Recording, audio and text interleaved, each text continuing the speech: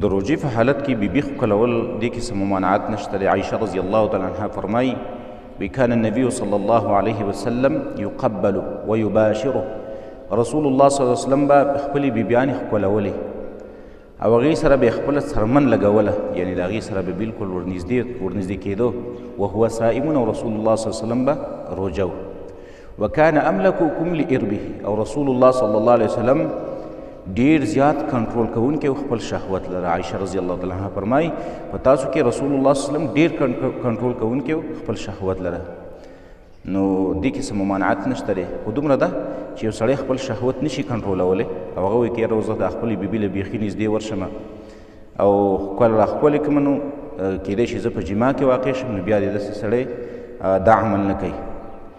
یو حدیث کې راځي عمر رضی الله تعالی عنه یو ځل خپله بیبي ښکل کړې وه، رالی د رسول الله صلی الله علیه وسلم خلوي یا رسول الله صنعت اليوم امرا عظیما، یا رسول الله ما نه خو نن یو ډېره لویه غلطي وشوله.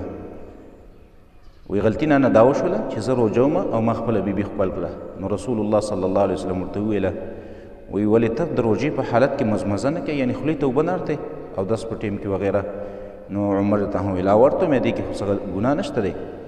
نو رسول الله صلی الله علیه وسلم ورته وویل نو بیا ته نور د سوال کوي، یعنې چې کله اوبه خولې ته اړتل په اودس کې یا مزمزه کول دا جایز دي، نو بیا بیبي ښکلول هم دا څه حرج او ګناه په دې کې نشته.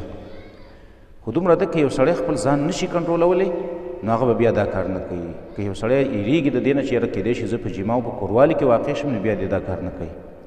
یو حدیث کې راځي اگر که احادیث د سند په اعتبار باندې ضعیف دی، ابو داود کې حدیث دی، ابي هريره رضی الله تعالی عنه فرمایي یو ځل یو سړی رالی رسول الله صلی الله علیه وسلم نه اجازت وغوښتو چې زه روژه یم خپله بیبي ښکلوم. نو نبي صلی الله علیه وسلم هغه له اجازت ورکړو چې دا ته کولی شي.